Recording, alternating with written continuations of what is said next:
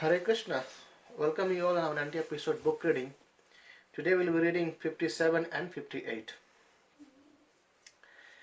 नमो विष्णुपदाय कृष्णपृष्ठाय भूतले श्रीमते भक्तिवेदांत स्वामिनिधि नामिने नमस्ते सरस्वती देवी गौरवाणी प्रचारिणे निर्विशेष शून्यवादी पाश्चात्य देशतारिणे जय श्री कृष्ण चैतन्य प्रभु नित्यानंद श्री अद्वैत गदाधर शिवासादि गौर भक्त वृंद हरे Krishna Krishna Krishna Hare Hare Hare Ram Ram Ram Hare Hare Hare Krishna. Welcome you all again. So chapter 57 says Shatrajit murdered and the jewel returned. When Lord Sri Krishna heard that the Pandavas had supposedly been burned to death in the place of lack, he went to Hastinapur with Lord Baladeva to maintain the principles of worldly protocol, even though being omniscient. He knew the report was false. With Krishna out of Dwarika, Akrura and Kritavarma insisted Satadhanva to steal the Samantaka jewel from Satrajit. Bewildered by their words, the sinful Satadhanva murdered King Satrajit in his sleep and stole the gem. Queen Satyabhama was overcome with grief at the death of her father, and she rushed to Hastinapur to report the sorrowful news to Sri Krishna. Together with Lord Baladeva, Krishna returned to Dwarika to kill Satadhanva. Satadhanva went to Akrura and Kritavarma to beg for help, but when they refused, he left the jewel with Akrura and fled for his life. Krishna and Balrama pursued him, and Lord Sri Krishna beheaded him with his sharp-edged disc.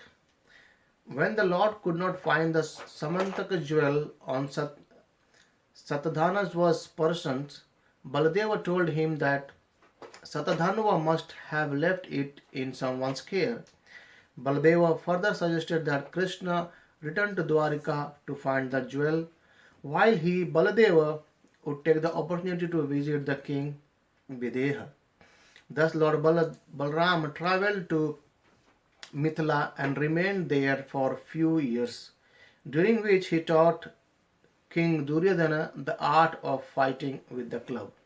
So there we see actually this is a plan of Sakuni and Duryodhana to make Balram to stay back in Mithila, and he wanted to get the art of fighting with the club from Duryodhana, so that it helps them in the war or fight with Bhima later on.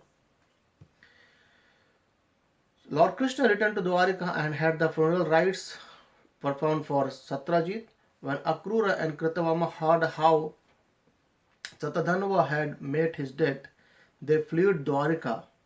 Soon many kinds of disturbances, mental, physical, and so on, began to afflict Dwarika, and the citizens concluded that the cause of these troubles must be Akrura's exile.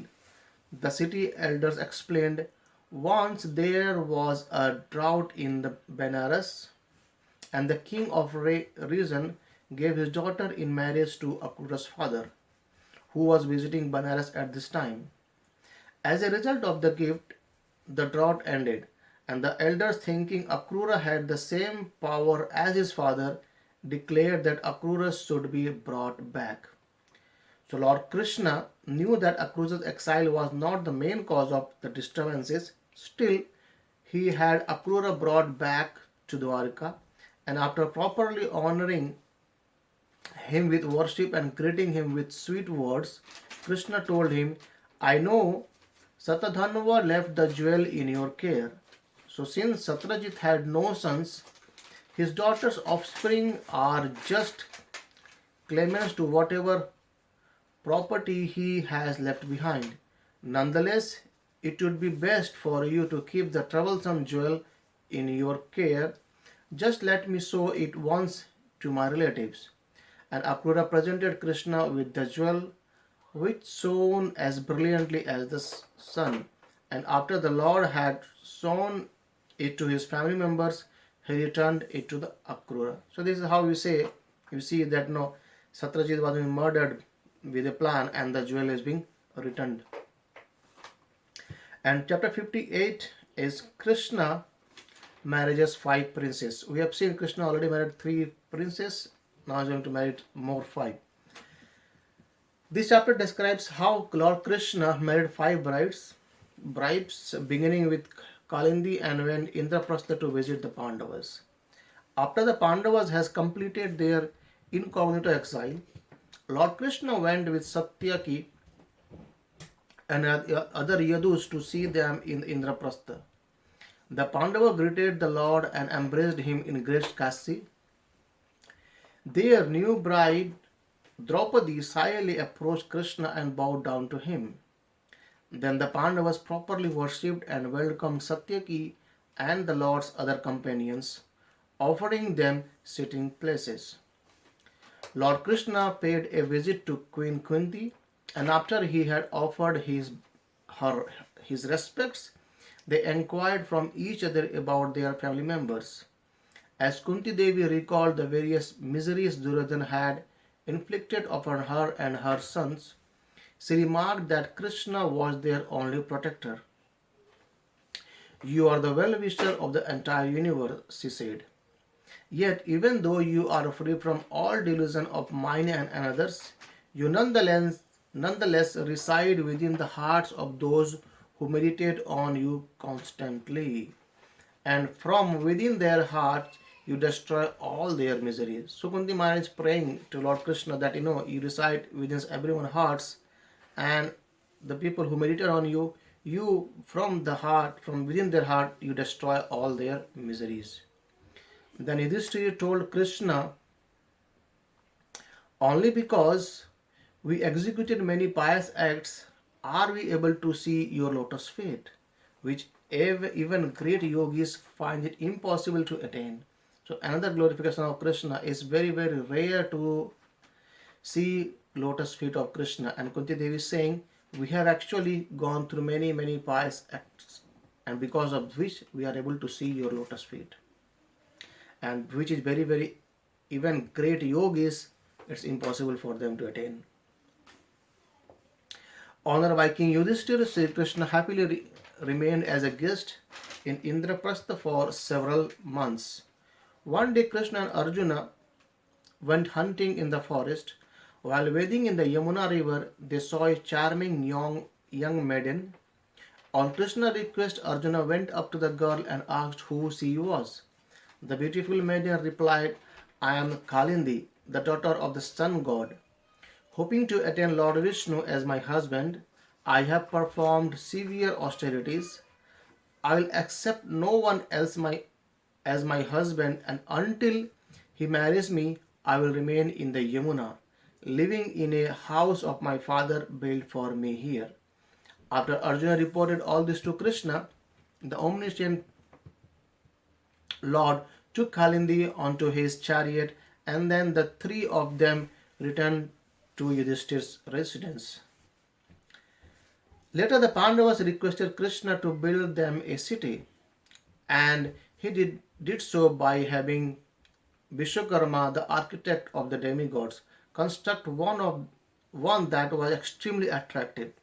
The Lord satisfied his beloved devotees by remaining with them for some time. Then, to please Agni, the fire god, Krishna arranged to offer him the Khandava forest.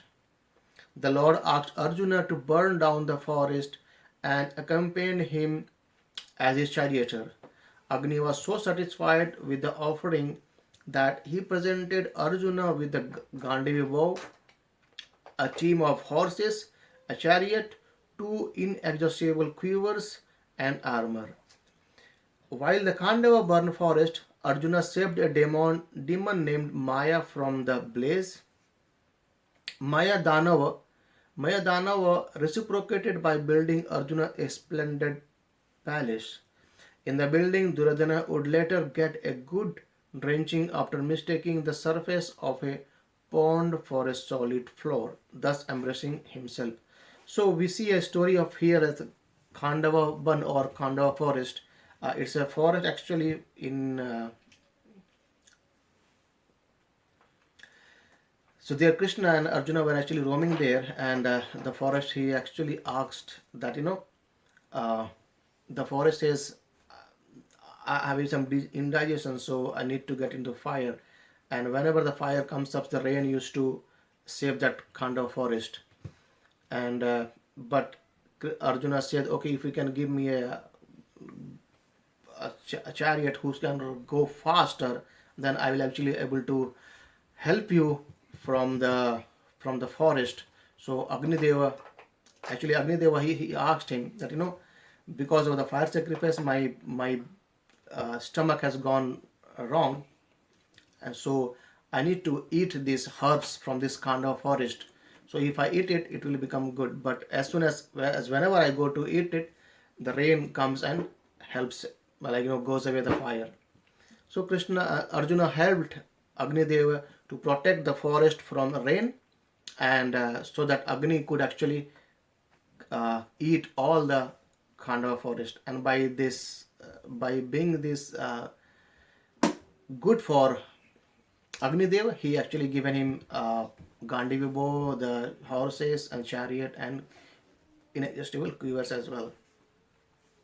So next, Lord Krishna took permission from Arjuna and his other relatives and went back to Dwarika with his entourage. And then he married Kalindi. Sometime later, he went to Avantipura, where in the presence of many kings, he elected the kings of Avanti's sister Mitravinda, who was very much attracted to him. In the kingdom of Ayodhya lived a Devat king named Nagnajit. He had an extraordinary beautiful marriageable daughter named Satya or Nagnajiti. The girl's relatives had laid down the stipulation that any man who could subdue a certain group of 7 ferocious bulls would win her hand. When Krishna heard about this princess, he went to Ayodhya with a great contingent of soldiers. King Nagnajit greeted him hospitably and joyfully worshipped him with various offerings. When Satya saw Krishna, she immediately desired him as her husband, and King Nagnajit, understanding his daughter's intentions, informed Lord Krishna of his own wish that the Lord and his daughter be married. The king affectionately told the Lord, "You alone would be suitable husband for my daughter, and if you subdue the 7 bulls, you may certainly marry her." So Lord Krishna then manifested himself in separate 7 forms and subdued the 7 bulls. King Nagnajita duly presented his daughter to the Lord, and together with the dowry of abundant gifts, and the Lord took Satya on his chariot for the journey back to Dwarika. Just then, the rival kings who had been defeated by the bulls tried to attack Lord Krishna, but Arjuna easily beat them back, and Krishna proceeded with Nagnajita Jiti to Dwarika. Subsequently, Sri Krishna married Lakshmana after abducting her from her Swayamvara ceremony, and he also married Bhadra, the royal sister of Santardana. So this is how you see Krishna married 5 girls, and earlier he has married 3 girls. So these are 8 primary wives of Krishna, and then we will see later on. Also, we have seen thousands wives as well. So thank you very much for being with me. We will be continuing this session tomorrow back, and we are actually approaching towards our 90 episode. Thank you. Hare Krishna. Srila Prabhupada ki Jai.